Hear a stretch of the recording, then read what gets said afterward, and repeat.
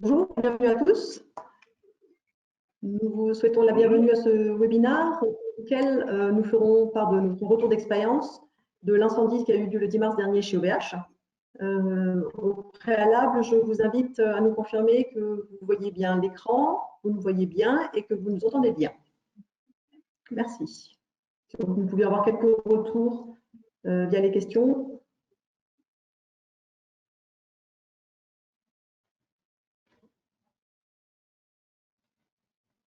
Très bien, je commence à avoir quelques retours.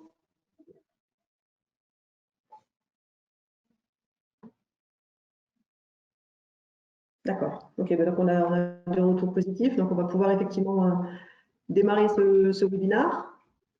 Donc, tel que je vous le disais, donc, qui va être sur le sujet principal de la gestion de l'incident, comment est-ce que nous avons géré l'incident OVH qui a eu lieu début du mois.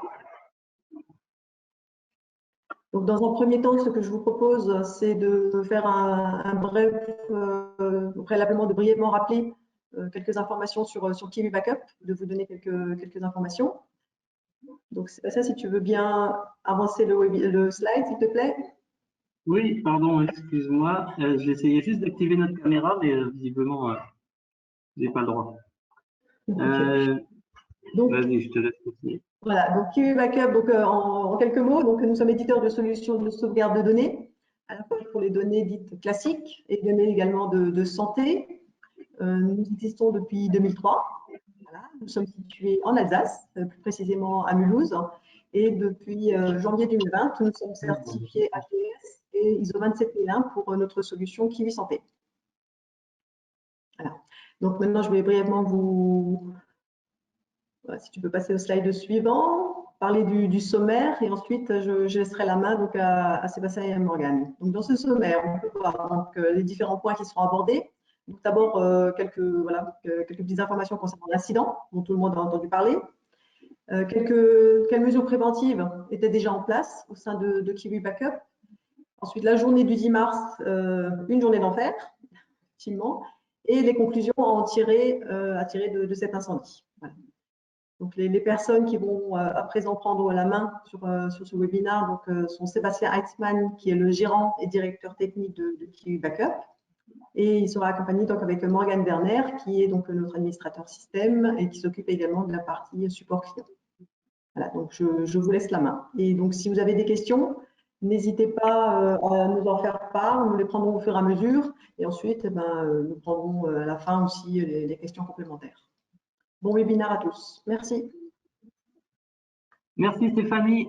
J'essaie d'activer la caméra, mais ça n'a pas l'air de fonctionner. Donc, mais c'est pas grave. Vous avez déjà notre tête là sur les intervenants. C'est pas le plus important. Stéphanie, c'est pas toi qui as la main sur l'activation? Ah si, ça y est, ça marche. Formidable.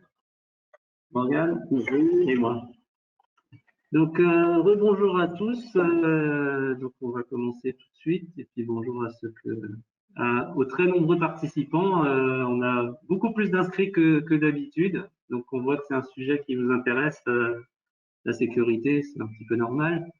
Et puis, dès que ça brûle, en gros, ça intéresse le monde. Quand il y a des catastrophes, il y a toujours plus de public que quand tout va bien. C'est la vie. Donc on va commencer par la première partie. Alors l'objectif du webinaire, c'est pas de vous raconter ce qui s'est passé chez OVH. Vous avez tous lu les articles, etc., etc. Donc juste en résumé, donc pendant la nuit du 10 mars, il y a eu un incendie à Strasbourg qui a détruit totalement le data center SGP2. Et bon, il n'y a pas eu de victimes ni de blessés. Les pompiers ont réussi à éteindre l'incendie. Mais disons qu'il y a une des salles qui a été totalement détruite, qui est SGP2, et puis d'autres qui ont été partiellement détruites ou impactées par la mise en sécurité du site. Donc, ils ont coupé le courant sur l'ensemble du site. Donc, il n'y avait plus d'accès réseau, plus de courant, plus rien. Donc, tout ce qui était à Strasbourg, chez OVH, était à l'arrêt. On verra tout à l'heure que c'était une des difficultés, c'est de savoir ce qui avait réellement été détruit et ce qui était encore récupérable. Et a priori, la cause de l'incendie, on n'a pas encore les détails. Hein. Je pense que OVH communiquera un peu plus avant là-dessus quand ils auront le résultat de l'enquête, mais ça serait dû à un onduleur qui avait été réparé dans la journée et qui a pris feu, et le temps qu'ils arrivent pour voir ce qui se passait, c'était déjà trop tard.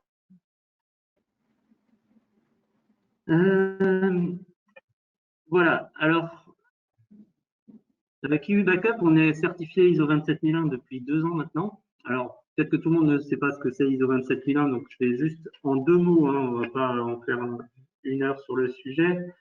Mais ISO 27001, c'est en fait la mise en place d'un système de management de la sécurité informatique avec son petit nom SMSI, qui consiste en fait, on est audité tous les ans pour vérifier qu'on a bien un système de gestion de la sécurité. Est-ce qu'on traite correctement les alertes qu'on reçoit? Est-ce qu'on gère des incidents de sécurité? Est-ce qu'on a un système, on a des procédures d'accès physique dans nos bureaux? Est-ce que on audite correctement nos machines? Est-ce qu'on les installe bien? Est-ce qu'on a une sécurité sur les accès extérieurs réseau, etc., etc.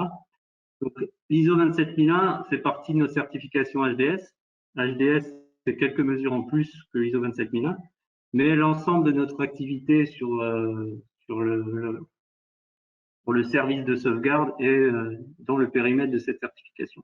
Donc, la certification, c'est donc une PSSI, politique de sécurité du système d'information, et environ, il me semble qu'il y a une quarantaine de documents à droite et à gauche pour définir la politique de gestion des mots de passe, etc., etc. Et tout un tas de procédures techniques, procédures d'installation, procédures de destruction d'une machine, qu'est-ce qu'on fait des disques durs quand on s'en sert plus, enfin tout un tas de choses comme ça. Et ça couvre vraiment tout le périmètre de notre système opérationnel. Et dans cette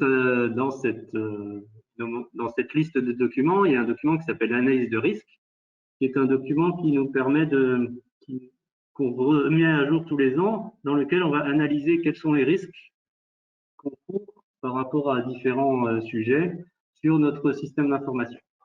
Donc le premier des risques s'appelle R01, on en a une quarantaine, il me semble. Donc le premier, c'était destruction du décès par incendie. Donc, je ne vous cache pas que la première fois qu'on a écrit ce document, on s'est dit, bon, ben, ok, destruction du décès par un incendie, c'est très très peu de chances que ça se produise un jour. Par contre, ce serait très très grave et on espère que ça n'arrive jamais. Donc, on avait mis probabilité 1, donc très faible, et gravité 4. Et donc, grosso modo, voilà, c'était un de nos premiers risques, mais ce n'est pas celui sur lequel on s'est focalisé en priorité. Ensuite, dans une analyse de risque, à chaque fois qu'on a un risque, on met des mesures de traitement du risque en face pour savoir qu'est-ce qu'on peut faire pour minimiser l'impact de ce risque-là. Donc, notamment, voilà, destruction du décès par incendie, c'est un risque qui n'est pas directement géré par nous, puisqu'on délègue à OVH la gestion des machines physiques, du béton, des accès réseau, des accès électriques, etc. Et donc pour nous, on ne peut pas y faire grand-chose. C'est pas nous qui pouvons amener un extincteur chez OVH. On n'a pas d'accès physique sur place. Donc globalement, ce thème est délégué à OVH.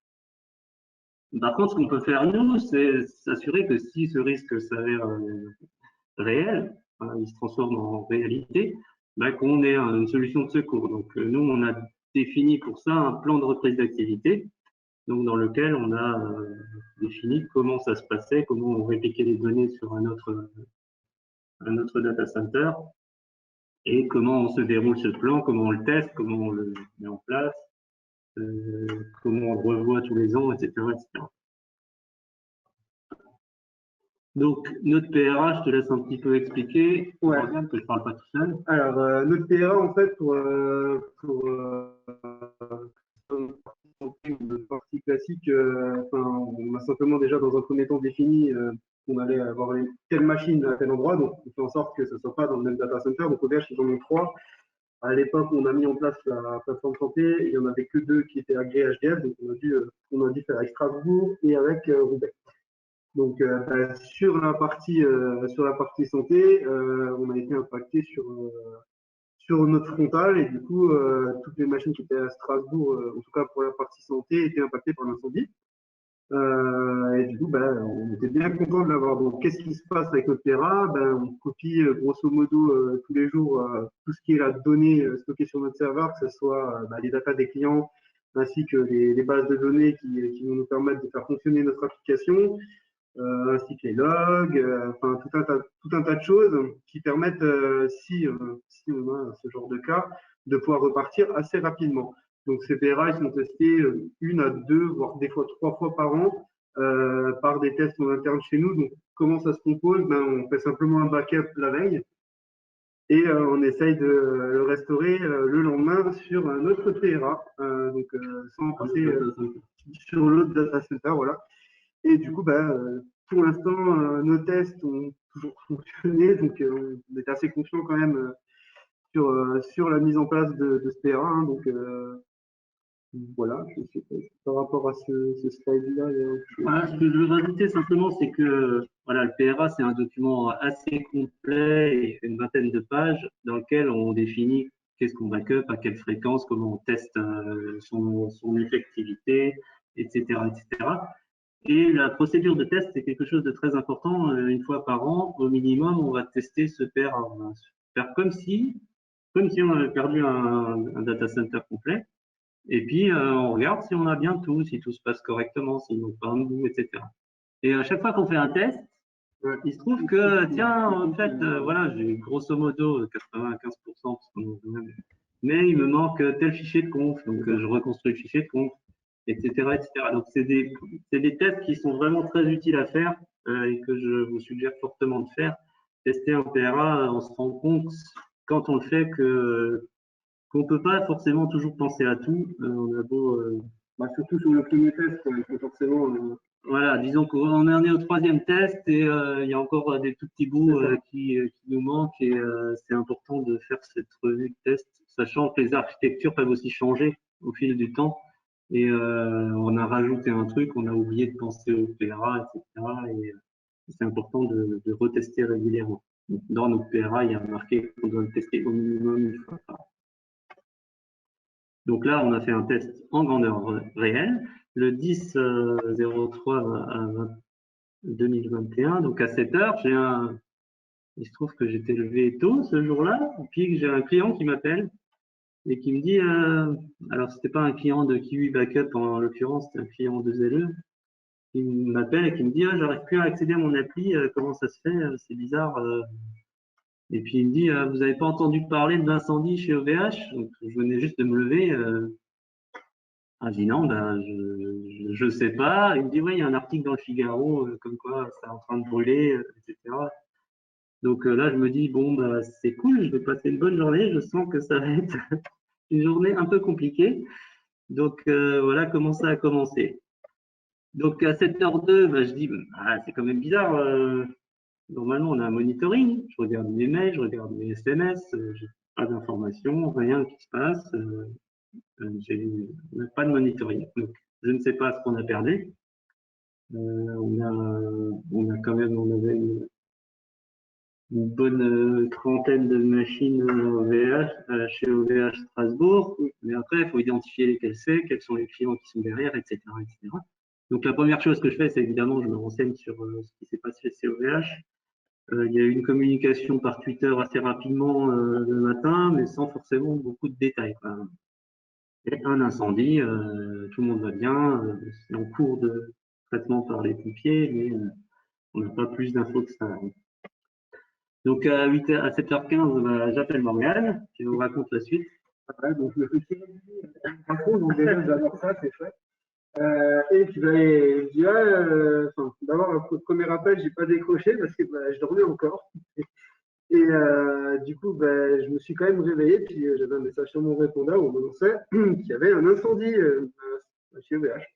Donc sans plus, quoi, je me réveille, je me rappelle, et puis ouais, il m'explique un peu la situation, et du coup, bon, pas de combat, je me lève, je chope un café, puis c'est parti, donc j'appelle Sébastien, et puis on essaie de voir ce qui se passe.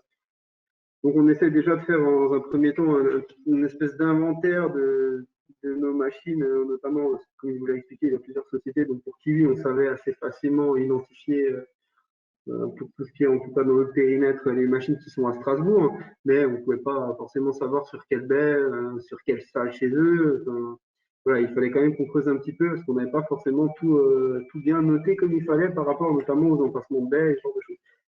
Donc, le temps de faire le petit inventaire, on se rend compte que bah, voilà, notre plateforme santé était bien dedans. Donc, bah, du coup, déclenchement de notre procédure d'incident, on est censé donc déclarer l'incident sur notre GitLab, sauf que bah, on se rend compte que le GitLab, il fait partie des machines touchées. Donc, on n'a plus de GitLab, on n'a plus de quoi gérer nos tickets support, gérer nos tickets internes, enfin, on ne peut plus rien faire. Voilà, des tickets incidents, on en ouvre assez régulièrement pour des choses pas trop graves. Et on a l'habitude d'ouvrir un ticket pour avoir le suivi, pour raconter ce qui se passe dans la journée, à quel moment on a fait quoi, etc. C'est une procédure habituelle de gestion d'incidents, qui est décrite aussi dans un document du SNSI. Et avec une procédure de secours papier qu'on s'est dit, on s'en servira jamais, c'est bon, on va jamais tout faire en même temps, c'est pas possible. Donc voilà, c'est ce que j'appelle avoir l'âge Moon, c'est quand tout tombe en même temps, c'est un peu plus compliqué. Donc là, plus de GitLab, plus de mail, plus de frontage santé, plus de PRA classique. Enfin, voilà, on avait quand même pas mal de machines impactées. Et bah, du coup, on a commencé à faire ça sur papier. Donc, aux alentours de 8 heures, on avait une idée un peu plus précise de ce qu'on avait, de ce qui marchait pas. Comme a dit Morgane, on a un inventaire, un fichier d'inventaire sur lequel on liste toutes les machines, etc., dans quel data center elles sont. Et là, on s'est rendu compte que ce serait intéressant d'avoir aussi le numéro de la baie, parce qu'il y a des baies qui marchent, des baies qui marchent pas, des baies qui sont perdues. Donc voilà, ça c'est une première amélioration qu'on va faire, c'est rajouter des infos plus précises sur la localisation des machines, un peu plus précises que le data center et la salle. On apprend aussi que en fait, il y a une coupure globale du courant, mais que tout n'est pas brûlé. Donc, là, on commence à se poser la question qu'est-ce qu'on a perdu définitivement? Il y a une machine qu'on ne verra jamais, et qu'est-ce qu'on a perdu temporairement? Quelque part, c'est pas la même réaction ensuite. Si on doit racheter une machine pour réinstaller un backup, c'est une procédure. Si c'est une machine qui n'est pas vraiment importante immédiatement dans l'opérationnel, on peut se permettre d'attendre un certain temps. Un certain temps, on ne sait pas trop non plus à ce moment-là de combien de temps. Voilà, on est encore dans le flou. on ne savait pas trop combien de temps ça allait durer. Il parlait d'une coupure de courant pour les pompiers, donc on pouvait se dire quand les pompiers seront partis, ils remettront le courant sur ce qui marche encore, et c'est peut-être l'histoire de quelques heures, voire quelques jours. Donc, globalement, sur nos 3 plateformes Kiwi, on en avait 2 qui fonctionnaient de manière à peu près nominale, et la Kiwi Santé, dont, en fait, Kiwi 4, on a le PRA inversé par rapport à Kiwi Santé, qui n'était pas forcément voulu à la base, mais on se dit au final que c'était une bonne idée. Donc, on va essayer de s'assurer de ça pour l'avenir. Et grosso modo, on a perdu 2 grosses machines de 40 Tera qui sont définitivement. Pour la partie santé, on va dire qu'on les a récupérées, donc ça c'est bon, mais par contre pour la plateforme 3, on a perdu les machines, effectivement, une réplication complète de nos 3 sites, qui est effectivement partie en fumée. Pour Kiwi 4 aussi, on a perdu une machine du PRA. Voilà, donc du coup, on décide d'activer notre PRA, ça fait partie de notre procédure aussi. À un moment, il faut décider, est-ce qu'on lance le PRA, parce que sachant que quand on lance le PRA, revenir en arrière, c'est un peu compliqué, et c'est pas forcément des choses très simples à mettre en œuvre, et forcément, on va perdre la fenêtre de backup. Donc, si c'est une histoire de coupure de 15 minutes, 1 heure, 2 heures, parfois on décide de pas activer le PRA parce que ça prend du temps et qu'on va perdre quelques heures de sauvegarde de la fenêtre depuis le dernier backup. Donc là, il était assez clair que c'est pas un incident qui allait durer 5 minutes et qu'il y en aurait pour plusieurs jours. Donc on décide d'activer le PRA à ce moment-là. Et là, Morgane lance la restauration sur notre machine de PRA. Cette restauration, elle prend du temps. Voilà. Donc on remonte une base, on utilise MongoDB. Restaurer la base MongoDB, c'est quelque chose qui est assez lourd. C'est une grosse base, donc ça prend un peu de temps. Et de changer l'orientation des clients via une petite modification DNS. Voilà. À 8h05, on commence à avoir tout un tas de gens qui nous appellent, qui nous contactent. En fait, pourquoi ci, pourquoi ça, qu'est-ce qui se passe, est-ce que mon appli ne marche plus? Alors là, je mélange un peu Kiwi et 2LE, effectivement, parce qu'on a eu plus d'appels pour 2LE.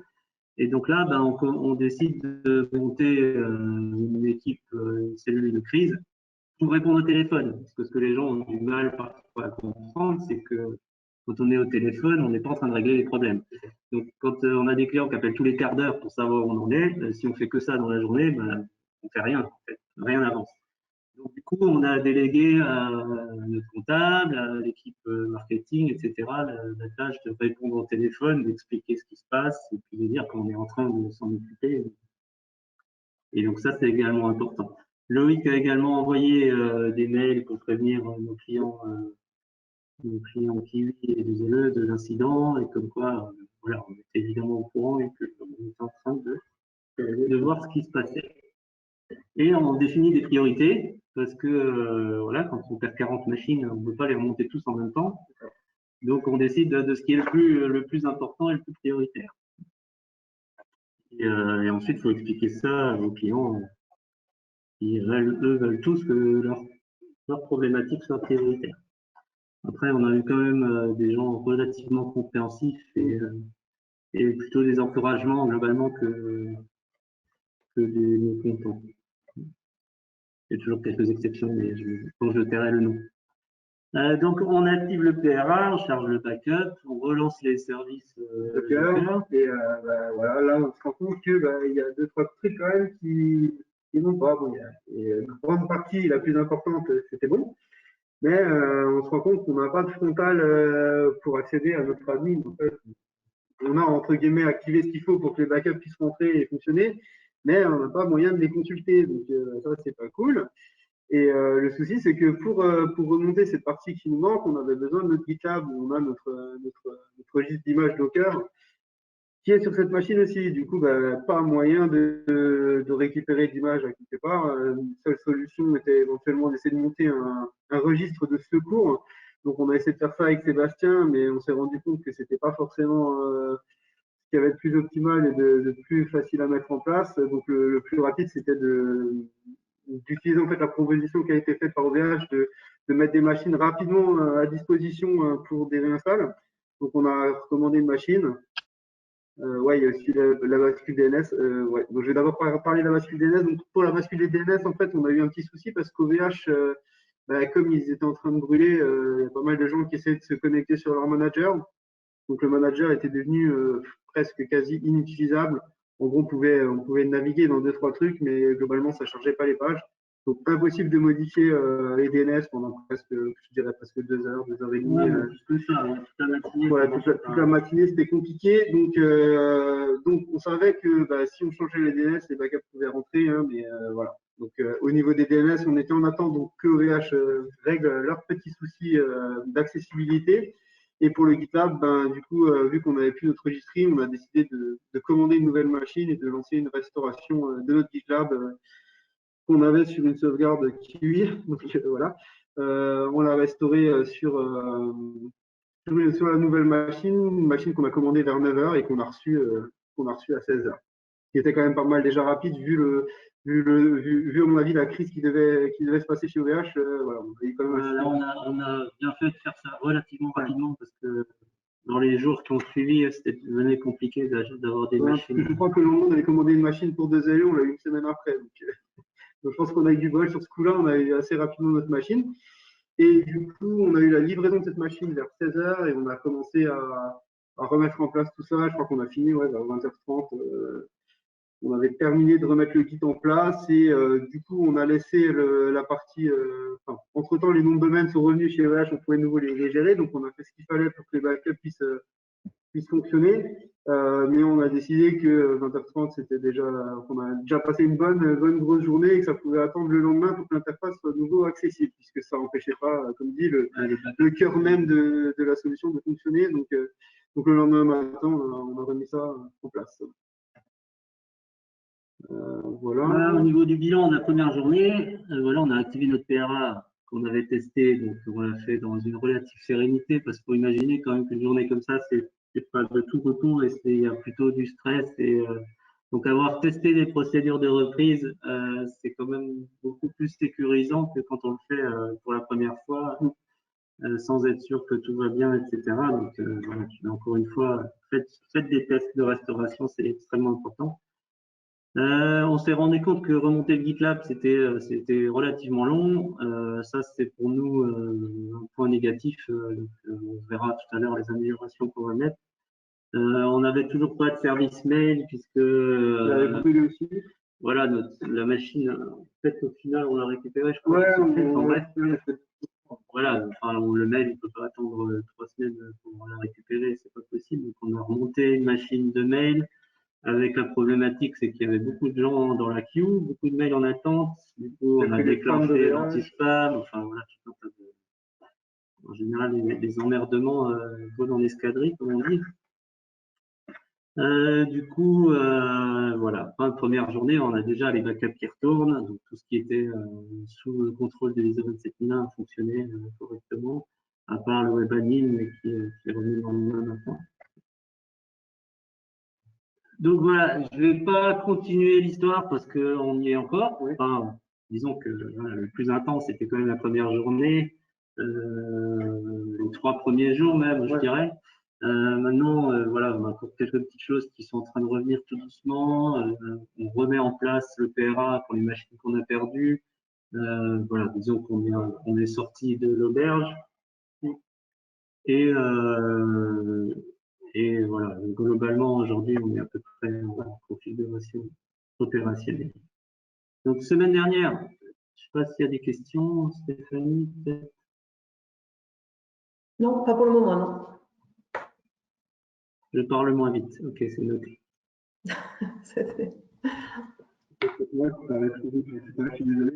Donc, en fait, dans notre procédure de gestion, enfin, dans notre PSSI, on doit faire un COSEC. Alors, un COSEC, c'est un comité de sécurité, donc qui réunit en fait essentiellement moi, Morgane et Céline, pour faire le bilan tous les mois des actions autour de la sécurité de notre système. Donc, on en fait un tous les mois avec un ordre du jour assez classique et puis un compte rendu. Et puis, c'est là qu'on décide en fait de ce qu'on améliore, qu'est-ce qu'on fait, qu'est-ce qu'on fait pas. On analyse les incidents qui ont eu lieu, on regarde nos indicateurs, est-ce qu'ils sont bons, est-ce qu'ils sont pas bons, et qu'est-ce qu'on fait s'ils sont pas bons. Donc, le 24 mars, on en a fait un qui était essentiellement consacré à ce sujet-là et qui nous a, voilà, sur lequel, à froid, on réfléchit aux leçons de l'incident. Donc là, je vous livre quelques exemples. Voilà, normalement, les COSEC, c'est confidentiel, donc il y a 2-3 petites choses que je ne vais pas dire, mais globalement, voilà, les points positifs, c'est que le PRA, ayant été testé au préalable, a fonctionné normalement. La remise en route des backups, voilà, les premiers backups de la journée même sont arrivés à 12h27, c'est quand même un bon score. Pour un incendie de cette taille, enfin pour un incident de cette taille, c'est plutôt sympa. Il y a des gens qui aujourd'hui encore n'ont pas récupéré leurs données et qui ont beaucoup plus de soucis que ça. Donc on est plutôt content de notre procédure de PRA. La cellule de crise a assez bien fonctionné aussi, donc tout le monde a été prévenu, on a répondu aux gens, tout ça, ça a bien marché. Et on a pu tester notre procédure d'incident papier pour pallier l'absence de GitLab. Alors, je ne vous cache pas que c'est un peu plus compliqué quand même qu'avec un GitLab où on a naturellement, quand on met un commentaire, c'est horodaté, etc. Avec le papier, c'est un peu plus compliqué. Donc, mais on s'en est plutôt bien tiré, donc c'est relativement positif quand même. Évidemment, on a aussi pas mal de points d'amélioration. Quand on teste ce genre de choses, on se dit, tiens, ça serait mieux si c'était comme ça ou comme ci. Donc, notamment le chargement de la base. En réfléchissant, on se dit, bah, c'est un peu con, parce que la machine de PRA, globalement, elle fait rien. Elle attend juste que ça crame chez OVH. Et donc, elle pourrait très bien charger cette base tous les jours, même si on s'en sert pas. Donc, du coup, on va modifier un peu notre procédure pour que ce chargement de base de données ait lieu immédiatement après le backup. Et comme ça, on aurait tout le temps un PRA prêt et chaud au lieu d'avoir un PRA avec tous les fichiers froids. Parce que quelque part, on peut se le permettre, il n'y a pas trop de problème par rapport à ça. GitLab, voilà, on se rend compte que c'est un élément vraiment critique en dehors de la gestion des tickets et des codes sources. Mais on a aussi notre registre Docker. Donc, on va mettre en place une réplication multi-DC de GitLab pour s'assurer qu'on n'ait plus ce genre de soucis-là. Après, il faut qu'on réfléchisse aussi à l'histoire du DNS. Si le manager OVH ne marche plus, comment on fait? Est-ce qu'on peut éventuellement avoir des DNS prêts en secours avec plusieurs adresses de backup qui nous permettent de basculer sans être trop dépendant à ce système-là d'un DC à l'autre? Et notre monitoring, faut qu'on ait aussi sur 2 DC, voire 2 fournisseurs différents. Parce que là, on a bien vu que c'est pas parce qu'il y a 2 DC chez OVH que tout marche. Quand un acteur comme ça perd un data center, le service support est débordé et que globalement, même si on a un support business où on est censé avoir une réponse dans la demi-heure, ça marche bien en temps normal, mais en cas de crise, c'est un peu plus compliqué. Parce que eux aussi se retrouvent sous le feu des appels. Et souvent, ils n'ont pas forcément l'info. Ils n'ont pas forcément plus d'infos non plus. Et du coup, voilà, c'est une période de crise. Et si on a un fournisseur différent, l'autre fournisseur, on peut espérer que soit pas aussi en période de crise. Donc, on va essayer de réfléchir à cette répartition un peu de nos actifs critiques entre deux DC. Voilà, on a à peu près terminé sur la journée et puis sur le bilan qu'on peut tirer de ça. Donc, voilà, moi je considère qu'on s'en est plutôt bien tiré, avec quelques petits déboires, mais globalement, c'est une expérience enrichissante aussi. On a plutôt été efficace, ça a relativement bien marché. Et donc, ça nous rassure aussi sur le fait qu'on n'ait pas fait toute cette procédure de certification pour rien, parce que honnêtement, ça nous a beaucoup aidé quand même d'avoir une certification ISO. Ça nous avait permis en amont de réfléchir à beaucoup de choses et de ne pas être surpris le jour où ça nous tombe dessus, de se dire ah oui, mais en fait j'avais pensé peut-être que je pourrais faire un backup à l'extérieur, mais là en fait le fait d'avoir cette procédure, ces tests réguliers, etc., ça nous met dans le bain un peu plus régulièrement et causer qu'une fois par mois, on y repense tout le temps. Et donc, ça permet d'être plus opérationnel au moment où il y a un souci. Alors, des incidents, voilà, c'est pas le premier, mais c'est en tout cas le plus grave qu'on ait reçu. Et j'espère bien que ça se reproduira jamais. Mais comme dit, on ne sait jamais. Donc voilà, quelques conseils que je peux vous donner, c'est de tester vos sauvegardes et surtout les restaurations, parce que les sauvegardes, c'est une chose. Tester que si vous simulez un incident grave, est-ce que vous êtes capable de remonter et en combien de temps? Et est-ce que vous avez bien tous les éléments qu'il vous faut? Et moi, si vous faites le test pour la première fois, je suis presque sûr qu'il va vous manquer des petits bouts. Parce que on pense jamais à tout et c'est vraiment important de le tester plusieurs fois. Vérifiez que votre prestataire est bien sur 2 data centers. Il y a beaucoup de gens qui se plaignent aujourd'hui, qui postent des choses sur Internet. Ouais, comment ça se fait? C'est pas normal, etc.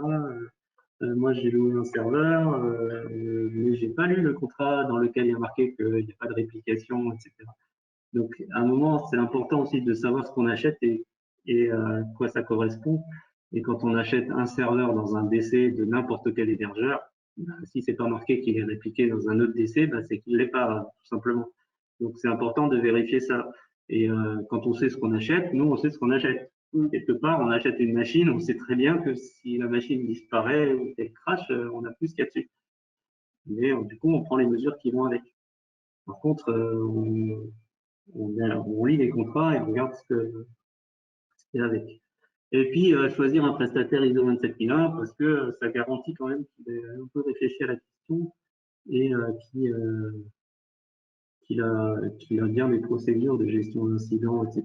Donc elles sont bien vérifiées, surtout parce que on peut écrire ce moment-là, mais quand l'auditeur est bien, il voit qu'on a dit un truc qu'on n'a pas fait, ça chauffe. Ah oui, l'auditeur, il ne laisse pas passer. Parce que j'ai oublié de dire ça, mais on a 2 audits par an qui vérifient que tout ce qu'on dit qu'on fait, on fait vraiment pas. Avec des preuves, etc. Donc maintenant, on vit ça relativement sereinement parce qu'on a l'habitude, mais de tout, voilà, ça nous garantit que ce qu'on a écrit, on le fait. Ouais. Voilà, j'ai à peu près terminé, donc on est disponible pour des questions, si on a. Non, pas pour l'instant, pas de questions pour l'instant. Pas de questions, bon, ça va venir peut-être. Après, voilà, si vous voulez en discuter aussi de manière un petit peu plus informelle, on est aussi là par téléphone si vous avez envie d'en discuter, d'avoir notre avis sur d'autres choses. Voilà, on est là. Donc il y a Stéphanie au numéro commercial. Et puis moi, vous pouvez me joindre aussi au même numéro, Morgane au 85. Voilà. Et puis si vous avez besoin de sauvegarde, on est là aussi.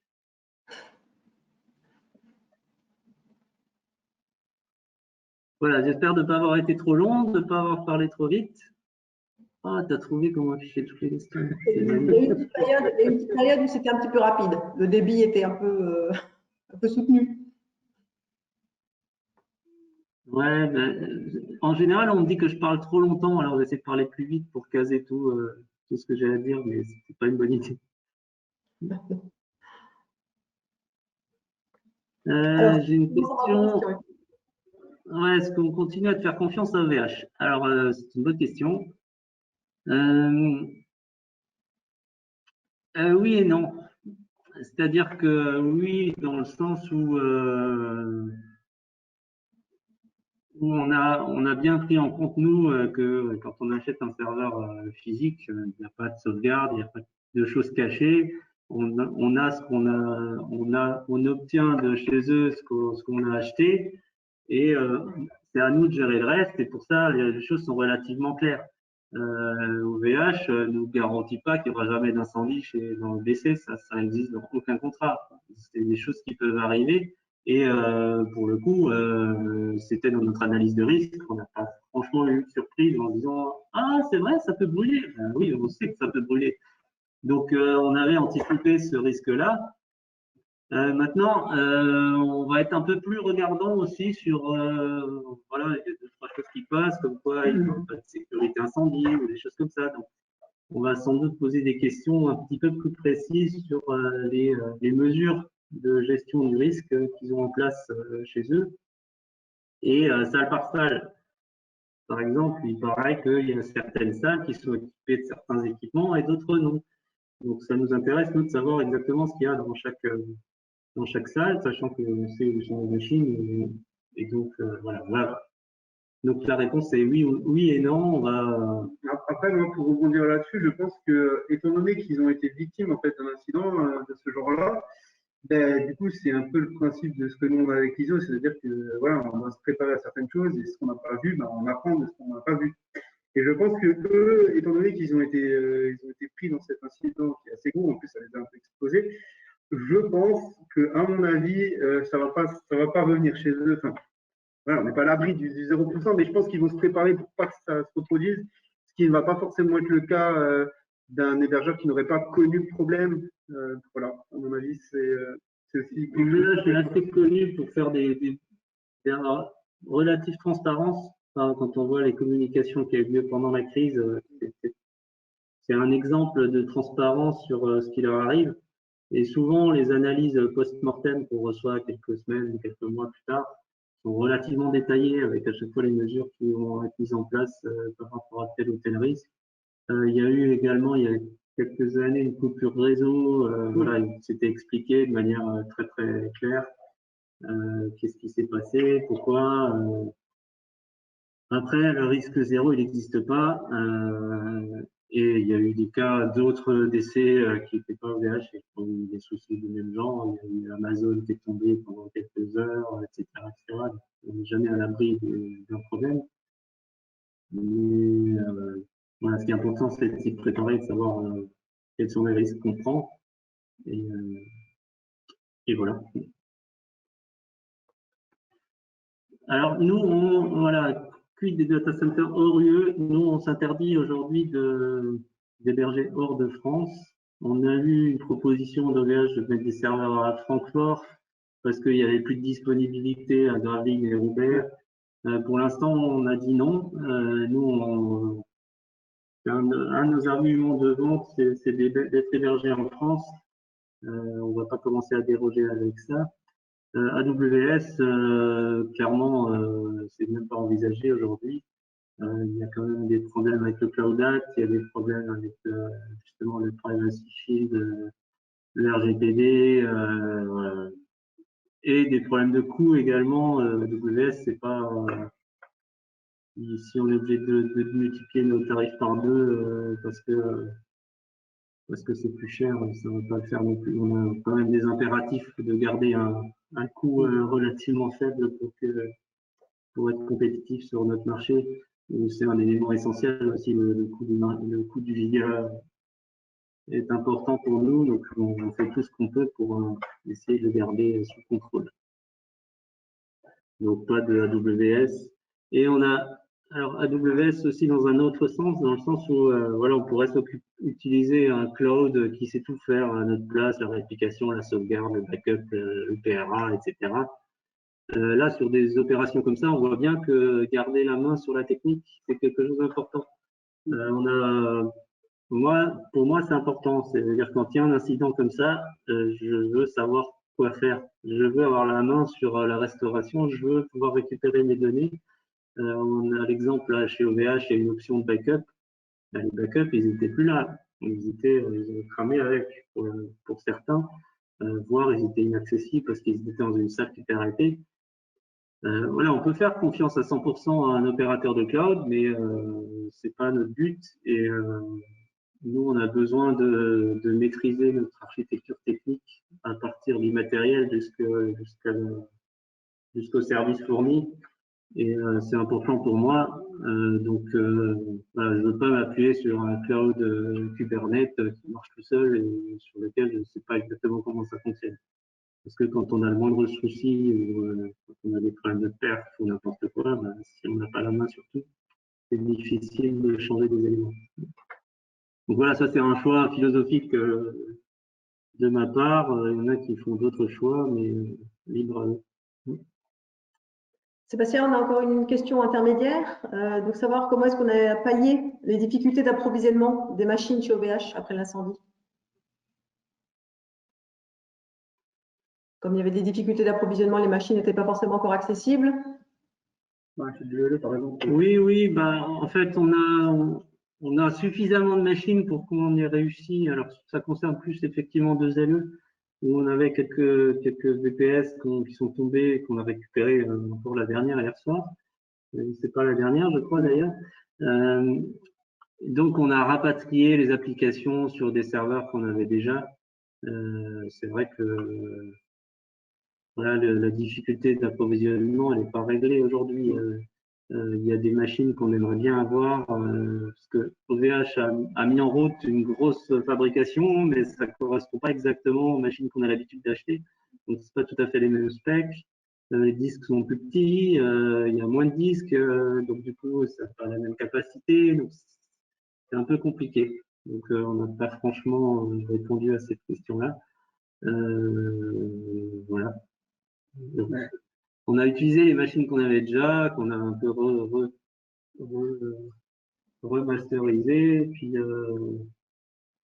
et voilà, on en a eu quelques-unes quand même, donc après, globalement, on s'en est sorti comme ça. Je ne sais pas si ça a joué aussi, mais les listes OVH, les discussions qui sont sur les listes, des fois, il y a des choses qui passent dessus, donc le patron d'OVH, et ça peut. Alors après, on ne sait pas trop si ça a débloqué ou pas pour une de nos machines, mais c'est vrai qu'on a pu un peu échanger directement visiblement avec lui par rapport à cette machine. Et on espère que c'est ça qui a permis qu'elle remonte un peu plus vite. Mais voilà, on a également un service support business qui nous coûte un peu aussi d'argent, c'est 10% de notre facture. Et eux, ils ont la capacité d'appuyer sur le bouton pour dire de mettre en priorité un certain nombre de commandes. Donc ils l'ont fait pour quelques machines. Donc parce qu'aujourd'hui, ouais, le support standard ne peuvent pas faire grand-chose si on arrive à les joindre. Donc effectivement, il y a des machines, elles étaient annoncées en disponibilité immédiate et puis on les a attendues 3 jours. Quoi. Donc effectivement, Fabrice, une machine commandée le 13, ben, voilà, on en a aussi qu'on attend, quoi.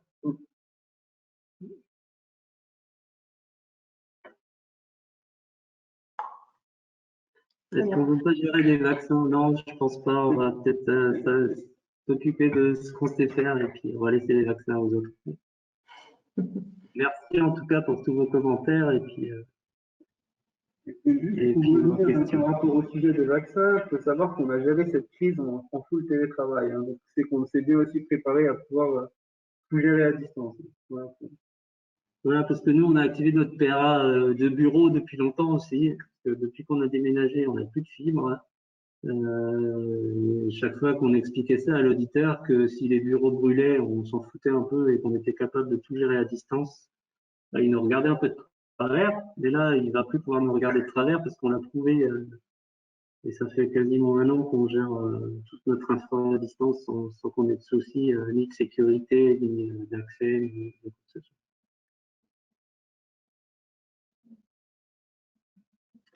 Voilà, merci à tout le monde.